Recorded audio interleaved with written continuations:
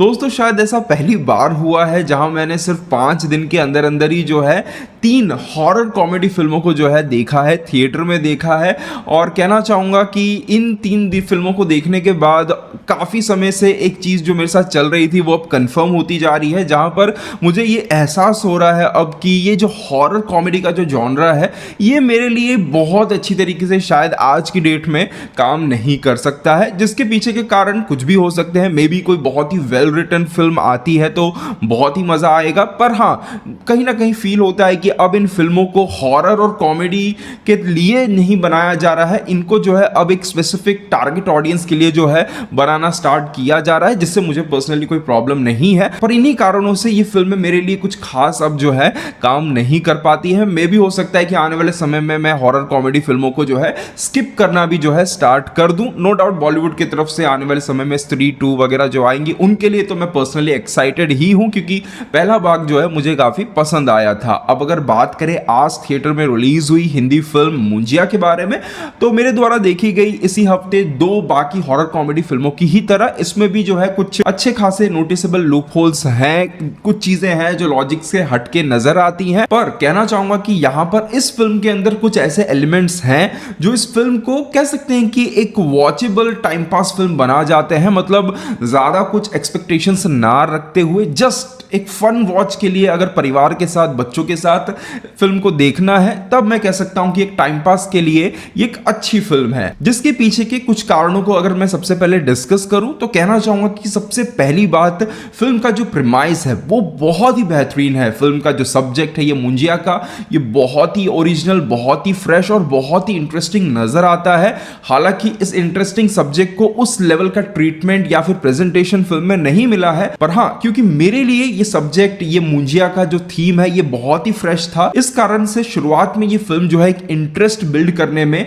कामयाब रहती है। और एक बहुत ही साधारण कॉमेडी और बिल्कुल ना के बराबर हॉरर होने के बावजूद भी फिल्म कहीं ना कहीं इंगेज कर पाने में कामयाब होती है। जहां पर कहना चाहूंगा कि फिल्म का जो स्क्रीन प्ले है वो बहुत ही क्रिस्प है, चीजों को ज्यादा खींचा नहीं गया है, जितना दिखाना था, जितना उनसे अच्छी तरीके से दिखाया जा सकता था उतना ही उन्होंने यहां पर दिखाया है। एट द सेम टाइम जो दूसरी चीज फिल्म की हिट में काम करती है वो है इसका बैकग्राउंड म्यूजिक और साउंड डिजाइनिंग, जो कि मैं कहूंगा कि इस फिल्म का सबसे बड़ा प्लस पॉइंट साबित होती है। साउंड डिजाइनिंग तो अच्छी है ही काफी जगहों पर, at the same time background music को जिस तरीके से यूज और मॉडिफाई किया गया है अलग अलग सिचुएशंस के अंदर, वो मैं कहूंगा कि काफी बेहतरीन था। शुरुआत में बैकग्राउंड म्यूजिक के अंदर हमें बच्चों की आवाज में जो है वो बैकग्राउंड म्यूजिक सुनने को मिलता है, पर अंत होते होते उसके अंदर एक जो लाउडनेस आती है, जो पिच ऊपर जाता है और जो टोन में वो सुनाई देता है। बैकग्राउंड ट्रैक इस फिल्म का बहुत ही बेहतरीन था। एक चीज जो मेकर्स कर सकते थे जो इस फिल्म को और एक एक्स्ट्रा स्ट्रेंथ देते, वो ये है कि देखिए वैसे भी इस फिल्म का रन टाइम केवल 2 घंटे का ही है, जिस कारण से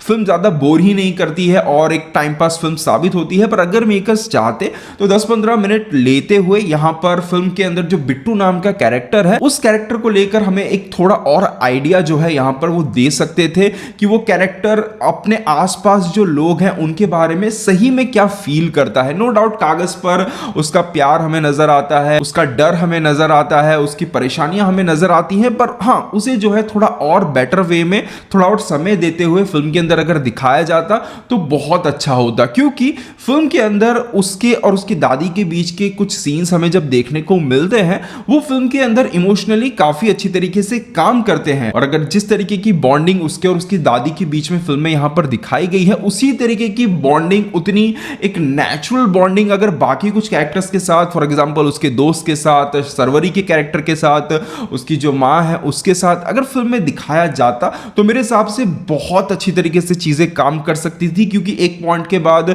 ये मुंजिया का जो कैरेक्टर है उसके अपनों को जो है हानि पहुंचाने की धमकी देता है, तो वो अपनों को लिए क्या कर सकता है, इस चीज का अगर एक प्रॉपर बिल्डअप होता फिल्म की शुरुआत में तो मेरे हिसाब से और बेटर हो सकता था। पर जैसा कि मैंने कहा कि अब जो है हॉरर कॉमेडी फिल्मों को बहुत ज्यादा जो है एक स्पेसिफिक ऑडियंस को ध्यान में रखते हुए ही जो है बनाया जा रहा है, जहां पर कोशिश काफी ज्यादा यही रहती है कि फिल्म को इस तरीके से बनाया जाए कि छोटे बच्चों से लेकर उनके माता पिता सब एक साथ बैठकर फिल्म देख सके। तो हॉरर कॉमेडी फिल्म कम अब एक फैमिली एंटरटेनर बनाने की जो है ज्यादा कोशिश की जाती है। उसमें मुझे कोई भी एक पर्सन की भी जो है प्रॉब्लम नहीं है। मेकर्स जो चाहे वो बना सकते हैं। मेरे लिए काम नहीं कर रही है तो उसमें कोई बात नहीं, 10 जन के लिए काम कर रही है तो उसमें उनका फायदा है और जो देख रहे हैं उनको भी एंटरटेनमेंट मिल रहा है। क्योंकि आप अगर यहां पर देखोगे तो ट्रीटमेंट भी ऐसा ही है, कॉमेडी भी वैसी ही है, चीजों को बहुत ही सिंपल रखा गया है। At the same time Munjya के कैरेक्टर को कहीं पर भी कह सकते हैं कि वो हॉरर के जैसा जो है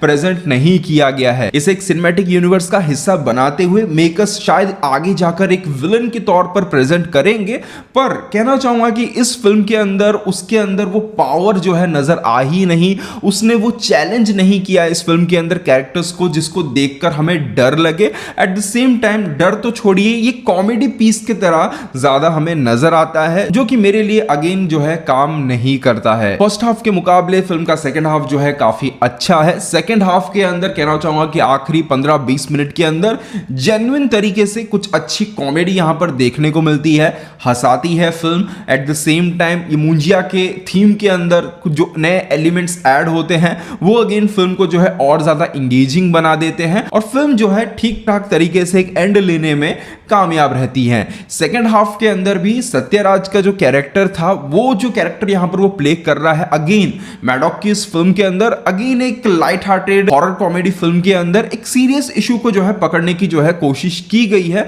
जो कि अपने आप में एक बहुत ही बड़ा अटेम्प्ट है। पर कहना चाहूंगा कि अगर उस कैरेक्टर को सत्यराज थोड़ा और नेचुरल वे में प्ले करते, कैरेक्टर के अंदर थोड़ी और बारीकियों को अगर ऐड किया जाता तो मैं कह सकता था कि चीजें और बेहतरीन हो सकती थी और फनी नजर आ सकती थी, जो कि मैंने थोड़ा मिस किया। तो ओवरऑल कहना चाहूंगा कि रिसेंटली जितनी भी मैंने फिल्में हॉरर कॉमेडी देखी हैं, आरण्यमनई 4 और अभी झमकुड़ी और उसके बाद मुंजिया, उसमें से कह सकते हैं कि मुंजिया खत्म होते होते एक बेटर फिल्म साबित होती है। वैसे बाकी फिल्म में आपको एक पोस्ट क्रेडिट सीन भी देखने को मिलता है। तरस नहीं आया सॉन्ग देखते देखते ही जो है वो सीन आ जाएगा, तो उसके लिए मैं कह सकता हूं कि हालांकि वो छोटे से पोर्शन को देखकर अभी तो मैं नहीं कह सकता हूं कि वो फोर्स्ड कनेक्शन है या फिर ऑर्गेनिक है, हाँ, बट डेफिनेटली आपको अब तक पता चल ही गया होगा कि ये एक यूनिवर्स का हिस्सा होने वाला है। तो आगे देखते हैं मेकर्स इसे किस तरीके से हैंडल करते हैं। ओवरऑल एक fun to watch time pass film है, देखना चाहो तो देख सकते हो, छोड़ना चाहो तो छोड़ सकते हो। ये था मेरा ओवरऑल ओपिनियन